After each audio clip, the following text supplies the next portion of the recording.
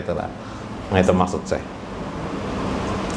Sudah, lakukan saja wamtisalu amarallah fihim. Tegakkan saja perintah Allah yang kamu tahu dengan mematuhi apa yang paling umum di dalam Quran dan sunnahnya. Wa khalasa qasmaka minhum, engkau ambil saja bagianmu apa yang diberikan Allah kepadamu. Yang penting pala takun antal hakim. Yang penting engkau harus sadari, kata Syekh, engkau bukanlah hakim bagi segala perkara di hadapanmu. Nah, kayak apa? Hakim itu kan memvonis. Kita jangan memvonis tuh, nah. Itu sesat, menyesatkan orang. Itu syirik, memvonis orang lah. Hakim, gak Anda? Enggak lah.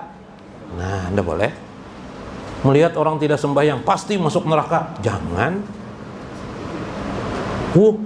Kayaknya sembahyang padahal tuh tidak ikhlas. Anda hakim atau tidak? Anda tahu kita manusia ini. Subhanallah, kita bukanlah hakim. Yang penting engkau jangan mengatakan dirimu hakim dan jangan bersikap seperti hakim. Wa kaunuka ma'ahum, keadaanmu adalah sebagaimana manusia layaknya umumnya. Qadarun wal qadaru julmatun pada qulubi julmati fil misbah. Engkau ditentukan kadar oleh Allah. Masing-masing kita ada kadarnya. Penentuan kadar dari Allah itu adalah sangat adil bagi kita. Mungkin Palui mukanya agak jelek, ditertawakan wanita. Berarti Palui tidak menguntungkan bagi Palui. Tapi siapa tahu gara-gara muka yang lucu itu Palui dapat pahala terus. Ya lah, gara-gara bisa menahan dirinya dari tertawan orang, dia mendapat pahala. Subhanallah. Ya kah? Orang cacat bagaimana? Yang hidupnya cacat, kakinya tidak ada, lahir bisa hidupnya, berarti kan Allah tidak adil ini. Nah, ini kan menuduh-nuduh Allah nih.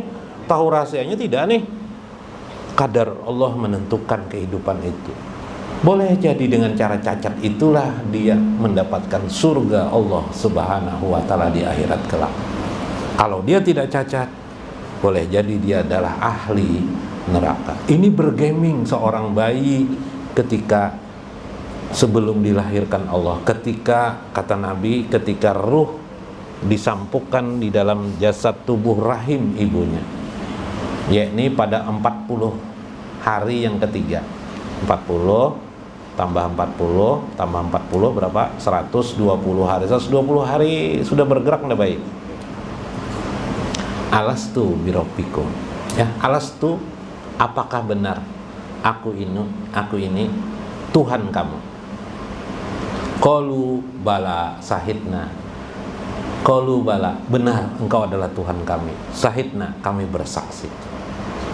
Lalu kata Syekh Abdul Qadir Jalani dalam Surah Asrar, beberapa tahun kemudian dia lahir menjadi menanjak makin besar, sampai umur tertentu dia dilupakan Allah tentang keadaannya. Makanya coba saya tanya inilah Pak Agus kah?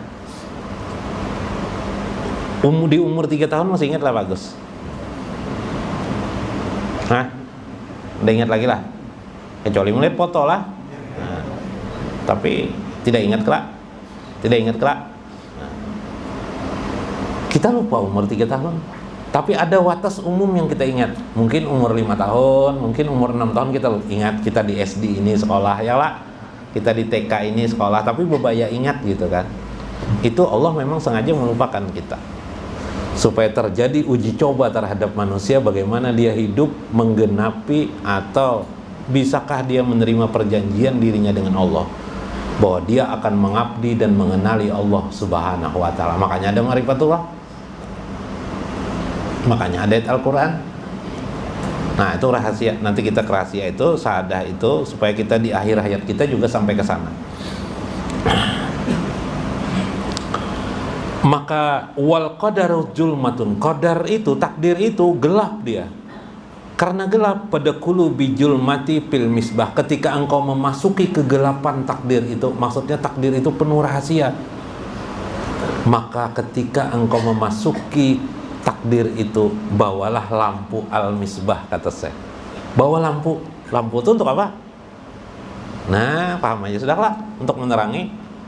Nah, lampu itu wahwa kitabullah wa sunnatu rasulihi sallallahu alaihi wasallam la takruj anhuma la takruju anhuma la takruj. Jangan engkau keluar lagi dari dua lampu itu, kitab Allah dan sunnah Rasul. Kalau kita bisa mengerti, maka beruntung kita hidup sekarang ini. Kenapa beruntung? Al-Quran tuh kalau dibagi pokoknya hanya 3. 1 akidah, 2 adalah hukum, 3 adalah akhlak. 3 Al-Quran tuh isinya, Al-Quran maupun hadis. Akidah, kita sudah ada ulama membikinkan namanya ilmu tauhid sifat 20. Akidah ahlu sunnah wa jamaah. Hukum, kita sudah ada. Fikih, namanya fikih mazhab Imam Syafi'i. Barang jadi sudah tuh, itu jadi pelajari lagi. 3 akhlak, sudah ada barang jadinya tasawuf. Tasawufnya apa? Tasawuf sunnah, tasawuf ahlu sunnah wa jamaah. Siapa itu? Itu mulai rentet dari bawah. Kita kalau di Kalimantan Selatan, Syekh Muhammad Arsyad Al-Banjari. Kalau di Jawa, Kiai Hasim Asy'ari, ya. Nah, dan seterusnya di Sumatera, seterusnya ulama terdahulu abad 18 sampai Syekh Seman Al-Madani abad 18, abad 16, 17 Syekh Abdullah Asy'arani, seterusnya ke atas lagi Syekh Ibnu Athaillah yang kita baca hari ini. Syekh Ibnu Athaillah majib tasawuf tuh. Terus ke atas Syekh Al-Mursi, Syekh Abu Hasan As-Sajili, terus ke atas Syekh Abdul Qadir Jailani, terus ke atas Imam Al-Ghazali, terus ke atas Imam Zunaidi, Imam Al-Junaid, Abu Yazid Bustami, terus ke atas Imam Hasan Al-Basri, para sahabat. Nah, karena Hasan Al-Basri itu tabi'in. Sudah ada. Apalagi mau dicari? Nah, cukup pelajari itu. Sekarang pian berada di posisi belajar tasawuf. Enak enggak? Enak. Berarti kita memahami Al-Quran melewati kacamata para ulama. Memahami sendiri Al-Quran nanti bingung. Bingung memahami Al-Quran langsung. Innamal khamru wal maisir, sesungguhnya khamar wal maisir wal ajlam wal ansab risun min amali setan fastanibuhu, jauhilah Al-Quran. Atau membaca Al-Quran kan ini memahami sendiri. La taqrabus shalah wa antum sukara. Janganlah engkau dekati sholat sedangkan engkau saat itu sedang mabuk. Oh, berarti jar mabuk ini dilarang pada saat mau sholat aja. Kalau di luar sholat, kalau tidak sedang mengerjakan sholat, tidak apa-apa. Jangan mabuk-mabukan, ini ayatnya. Oh, memahami sendiri, Bipa, babar. Nah, tidak mengerti. Nah, itu sudah dibahas ulama panjang lebar itu. Khamar, yang diharamkan kan khamar aja.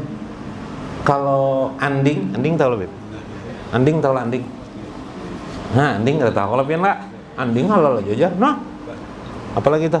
Nih, guru tahu lah guru apa?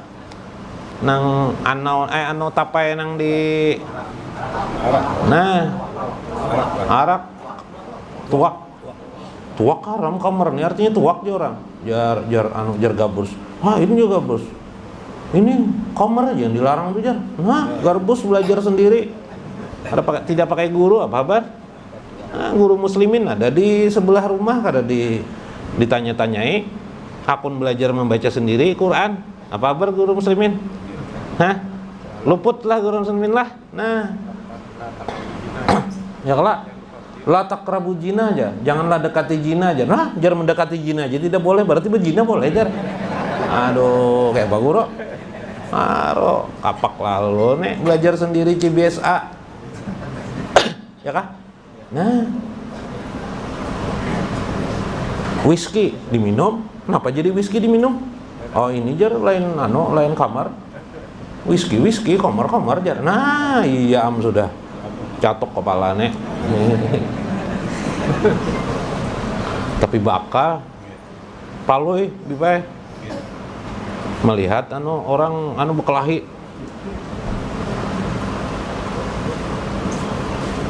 tetangganya berkelahi lon orang, dia takkan juga mbah 20 menit hanya nelpon polisi. Oh, nelpon. Jadi ya polisi di mana kejadiannya? Sudah berapa waktu? 20 menitan. Sudahnya berkelahi ini Pak polisi aja. Kenapa jadi hanya nelpon nih polisi? Orang dari tadi jar Sidin tuh menang jar berkelahi jar nih pindah kalah jar. Telepon aja. Kepentingan sendiri aja biblah. Kepentingan seorang anja. Ya kah? Nah, lain nafsirkan Quran itu bukan untuk kepentingan sendiri. Karena itu kita perlu ada ulama berguru. Nah, jadi maksud kitab Allah dan sunnah Rasul ini harus dipahami dalam pengertian memahami melewati pendapat para ulama.